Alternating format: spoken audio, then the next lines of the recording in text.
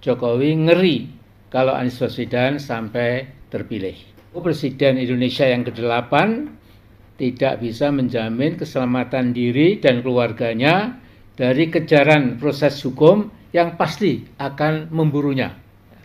Soal praktek aji mumpung Jokowi mungkin agak sulit dicari taranya di Indonesia. Bisa-bisa Pak Harto kalah nekat dan kalah berani. Nah, yang hilang dari kehidupan politik Jokowi saya rasa adalah rasa malu. Paling tidak ada jejak digital 66 janji Jokowi yang merupakan janji abal-abal. Janji Sontoloyo. Yang dilancarkan Jokowi adalah politik menjual negara, utang luar negeri yang terus bertambah. Dan kenyataan kemiskinan pun juga terus semakin meluas.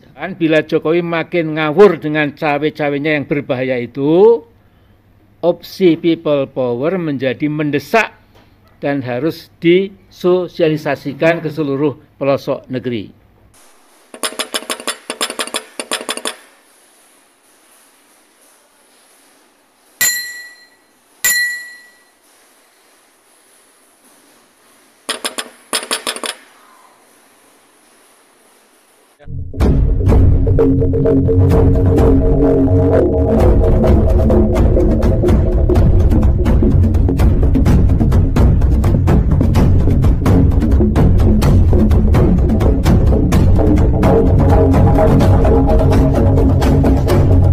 Alhamdulillahirrahmanirrahim. Wassalatu wassalamu ala asyrafil anbiya wal mursalin wa ala alihi washabihi ajmain. Amma ba'd. Saudaraku sebangsa setanah air, jadi hari-hari ini kita harus mencermati sepak terjang Pak Jokowi. Di atas panggung nampak Pak Jokowi seperti sedikit bingung.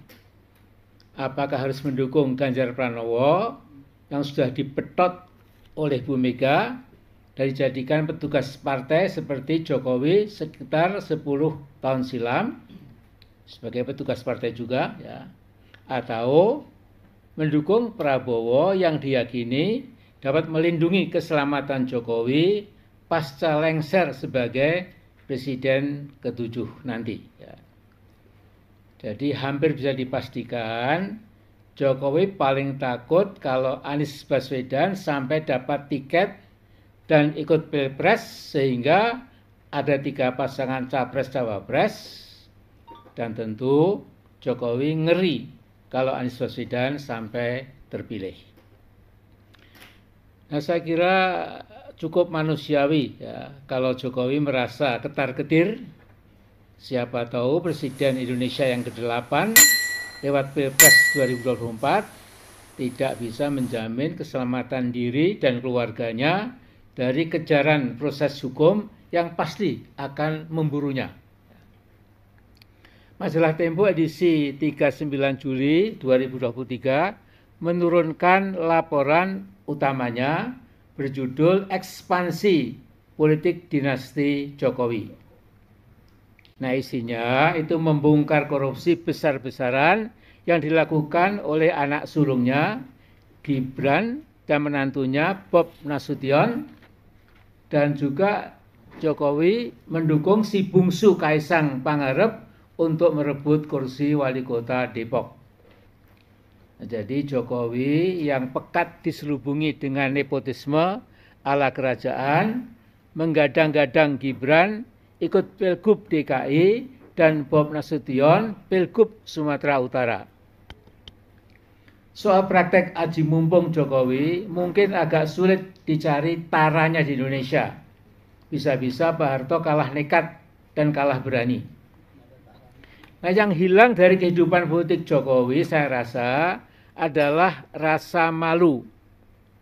Seseorang yang sudah koncatan rasa malu memang jadi aneh ketika dia menyalahgunakan kekuasaan, abuse of power, atau wewenangnya, dia berpenampilan kalem sambil tertawa-tawa seolah tidak ada apa-apa yang terjadi. Ya, memang ini saya kira special case. Ya.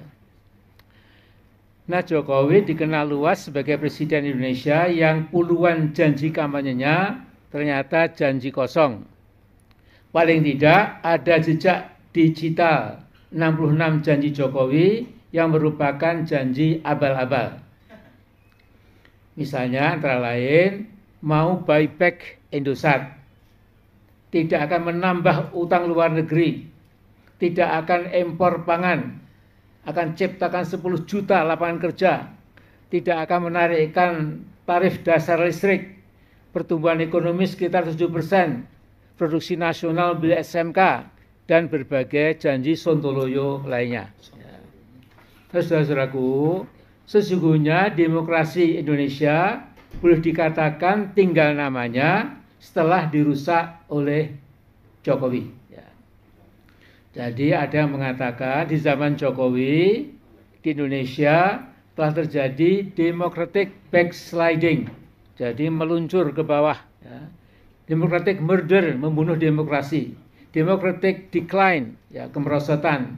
Democratic regression, democratic stagnation, democratic collapse, democratic erosion, democratic failure, dan lain sebagainya. Pokoknya zaman Jokowi demokrasi tinggal kata-kata, sudah tidak ada lagi wujudnya, tidak ada lagi esensinya, semua sekarang sudah hilang demokrasi di negara kita ini. Sementara itu, politik luar negeri Jokowi tidak lagi politik yang bebas dan aktif. Yang dilancarkan Jokowi adalah politik menjual negara. Istilah Pak Said Didu, program jual negara hampir tuntas. Sementara itu, Pak Kwek Kian Gi menulis beberapa buku tentang ekonomi Indonesia dari masa ke masa. Jadi, saudara-saudaraku, saya dikirimi Pak Kwek, ini Kwek Kian Gi, Nasib Rakyat Indonesia dalam Era Kemerdekaan. Jadi, Pak Kwek itu sangat tajam menilai bahwa pada dasarnya peningkatan sedikit kemakmuran rakyat dewasa ini karena gara-gara utang luar negeri yang terus bertambah. Dan kenyataan kemiskinan pun juga terus semakin meluas. Jadi saya quote kata Pak Kwek, alangkah dosanya dan tidak bertanggung jawabnya kita terhadap arwah para pahlawan kita dan terhadap generasi mendatang. Malahan dalam buku itu Pak Kwek mengajak bangsa Indonesia menyelenggarakan Kongres Nasional untuk Keselamatan Bangsa. Tokoh-tokoh yang masih punya kontak erat dengan rakyat agar melakukan gerakan baru untuk melindungi kepentingan rakyat. Nah, ini mirip-mirip kita ini. Jadi gelombang dan frekuensi spirit semangat membela Indonesia, Pak Kwek sama dengan kita lah lebih kurang. Nah, kemudian Pak Kwek mengatakan gerakan itu tidak berarti anti asing. Kita dapat bekerja sama dengan negara manapun juga, tetapi harus sederajat, bukan dengan tangan menadah. Saya ulangi, bukan dengan tangan menadah, nyuwun paring-paring, al-yadus sufla, memalukan, Kemudian kata Pak Kwek, persahabatan sejati adalah antara orang-orang yang sederajat. Tidak ada persahabatan sejati antara tuan dan budaknya. Jadi Pak Kwek itu mengaku sudah jadi budak dari sebuah negara yang lebih besar dari kita. Sementara itu, political engineering Jokowi untuk 3 periode sesungguhnya belum usai. Masih harus kita waspadai.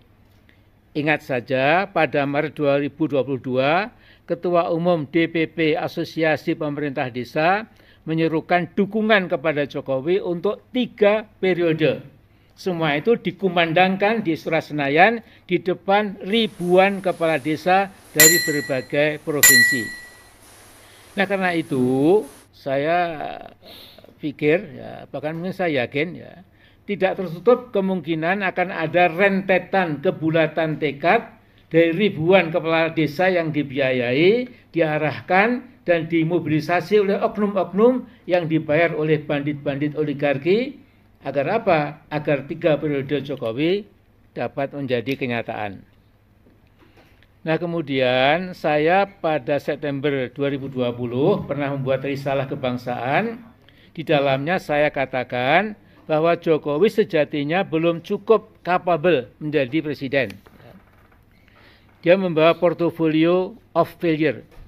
Jadi from day one, ya, Pak Jokowi itu membawa portofolio kegagalan.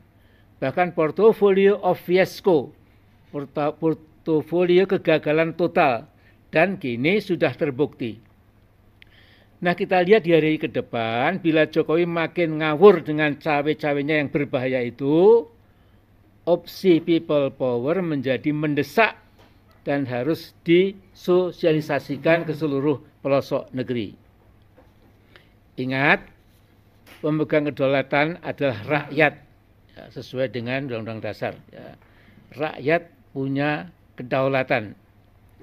Ada ungkapan Vox Populi, Vox Dei. The voice of the people, the voice of God. Dalam bahasa Arab, sautu sya'bi, sautullah. Ya. Jadi suara rakyat, penduduk adalah suara Tuhan. Tentu ini sebuah ekspresi dramatik, karena tidak boleh manusia sebagai makhluk disamakan dengan Allah sebagai Al-Khaliq.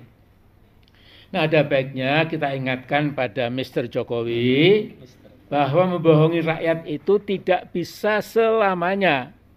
Ada ungkapan bahasa asing yang mengatakan, you can fool some people for some time, but you cannot fool all the people all the time. Jadi Mr. Jokowi, Anda bisa mengelabui, bisa membohongi sebagian orang untuk sementara waktu, tetapi Anda tidak pernah akan bisa membohongi semua orang untuk selama-lamanya. Jadi bohong itu pun ada waktunya ya, Mas Jokowi. Sooner or later pasti terungkap, insya Allah. Assalamualaikum warahmatullahi wabarakatuh. Waalaikumsalam.